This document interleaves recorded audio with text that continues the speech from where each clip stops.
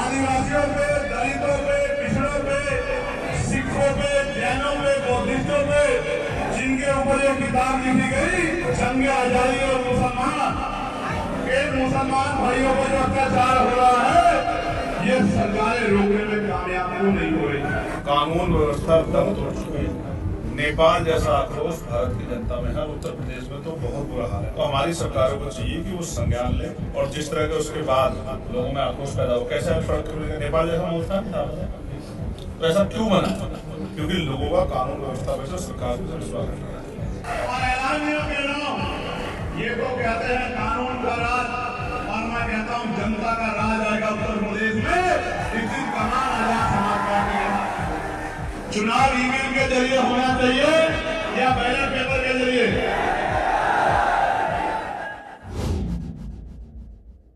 आदाब, नमस्कार, नसीम अख्तर और आप देख रहे हैं द लीडर हिंदी। यूपी के जिला बरेली में आजाद समाज पार्टी के संस्थापक नगीना के सांसद चंद्रशेखर आजाद की नई दीवानगी दिखाई दी है। वो आज यहाँ प्रबुद्ध जन सम्मेलन को संबोधित करने के लिए आए थे। जिस जगह पर संजय कम्युनिटी हॉल में उनके सम्मेलन को रखा गया था, वो जगह उनके कद के हिसाब से छोटी पड़ गई, भीड़ ज्यादा हो गई, यहाँ तक कि धक्का मुक्की होने लगी। बाद में जब भीड़ बढ़ी तो संजय कम्युनिटी हॉल के गेट बंद कर लिए गए। उतनी ही भीड़ जितनी अंदर थी बाहर खड़ी दिखाई दी है। इसी बीच चंद्रशेखर आजाद ने अपना संबोधन किया है। वो जिस तरह से बोलते हैं, बरेली में भी बोले हैं। वंचितों, शोषितों, अल्पसंख्यकों, दलितों, मजदूरों की बात को उन्होंने प्रमुखता से उठाया है। एक बड़ी बात वो ये कह गए हैं कि जिस तरह से नेपाल में हालात खराब हुए हैं, उन्होंने कहा है कि भारत को भी इससे सचेत हो जाना चाहिए। जिस तरह के यहाँ हालात हैं, कानून व्यवस्था को लेकर उन्होंने सवाल खड़ा किया है। यहाँ तक कहा है कि कानून व्यवस्था का जो हाल है वो सबके सामने है। जब उनसे सवाल हुआ है दिशा पाटनी घर फायरिंग का, तो उन्होंने दिशा पाटनी के बारे में ज्यादा कुछ कहने से गुरेज किया है और एक कश्यप लड़की का नाम लिया है जिसके साथ बड़ी घटना अंजाम दी गई थी। वो इसी तरह से बोले हैं और बहुत सी बातें उन्होंने सरकार को टारगेट करती हुए कही हैं। चंद्रशेखर आजाद ने प्रबुद्ध जन सम्मेलन में पहुंची भीड़ से ये भी कहलवाया है कि वो चुनाव ईवीएम से नहीं बैलेट से चाहते हैं। आइए आपको संजय कम्युनिटी हॉल लिए चलते हैं और उसके बाद उनकी प्रेस कॉन्फ्रेंस सुनवाएंगे कि उन्होंने इस पत्रकारों के सवालों के जवाब में क्या कहा है।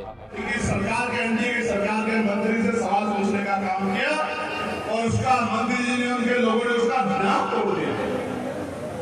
एक तरफ ये अंतर्राष्ट्रीय स्तर पर ये सरकार केंद्र की हमारी ना करवाने का काम करती है हमारे देश की, और दूसरी तरफ इनके मंत्री पत्रकारों का नाक तोड़ने का काम करते हैं। जैसे कंपटीशन चल रहा हो कि कौन कितना बेहतर नाक तोड़ेगा और पत्रकारों को गड्ढे में धोने का काम करेगा। मैं आपको विश्वास दिलाना चाहता हूँ कि जब आजाद समाज पार्टी के हाथ में ताकत होगी, किसी गरीब के साथ अन्याय नहीं होगा, न किसी की बेटी के साथ, न अपनी जमीन के साथ, न अपने कारोबार के साथ।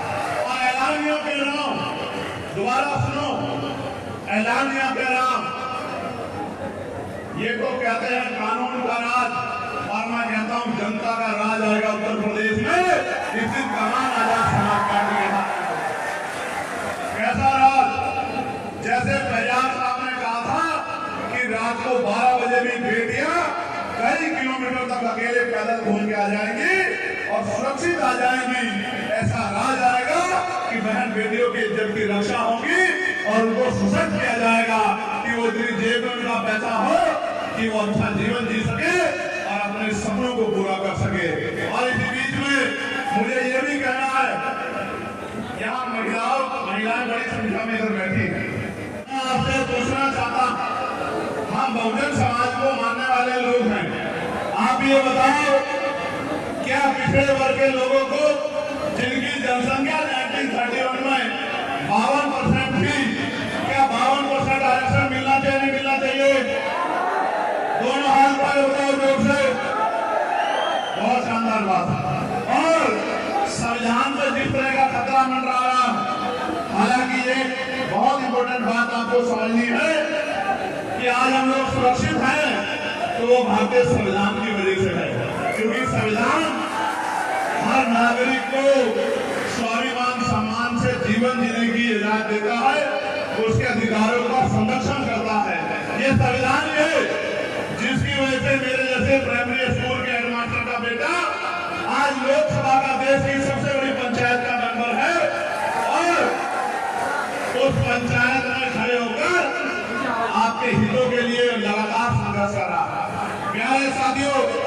हमारी तीसरी मांग ये थी उस प्रभुजन सम्मेलन के जरिए कि जब भारतीय संविधान ये कहता है कि जाति धर्म के आधार पर किसी के साथ भेदभाव नहीं किया जा सकता, कोई किसी का शोषण नहीं कर सकता है, तो आज के देश में आदिवासियों पे, दलितों पे, पिछड़ों पे, सिखों पे, जैनों पे, बौद्धिस्टों पे और बहुसंख्यक रूप से जिनके ऊपर ये किताब लिखी गई, जंग आजादी और मुसलमान भाइयों पर जो अत्याचार हो रहा है, ये सरकारें रोकने में कामयाब क्यों नहीं हो रही है?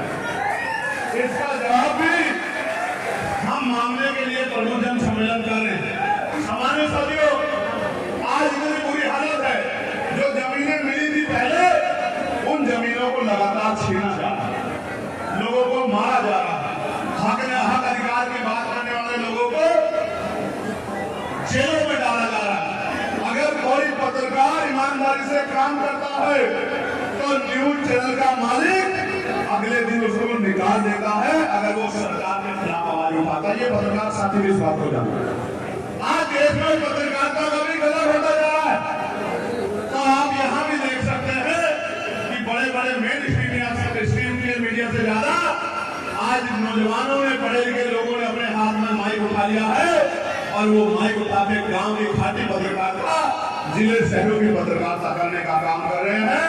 और जो काम मुख्य पत्रकार मीडिया नहीं कर पा रही है, उसका को भी कोई नहीं काम कर रहे हैं। मैं तो कई बार देखता कि आज हम लोग देखते हैं कि जिस तरह से बहुत बड़े पैमाने पे कमजोर वर्गों के अधिकारों को छीनने का काम किया जा रहा, उन अधिकारों को लूटने का काम किया जा रहा, उन अधिकारों के खिलाफ आंदोलन चलाए जा रहे हैं, तो हमें ऐसा लगता है कि बाबा साहब अम्बेडकर के विचार को आगे बढ़ाने के लिए हमें अपने प्रबुद्धन सम्मेलन के जरिए समाज के पढ़े लिखे डॉक्टर, इंजीनियर, वकील, जज, प्रोफेसर, चिंतक, पत्रकार, तमाम लोगों को उनकी सामाजिक जिम्मेदारी का एहसास कराना चाहिए।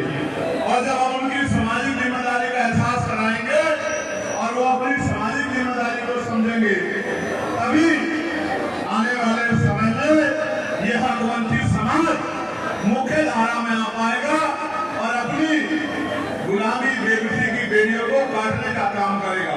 चुनाव ईवीएम के जरिए होना चाहिए या बैलेट पेपर के जरिए? ईवीएम के या बैलेट पेपर के? दोबारा बताओ जोर से।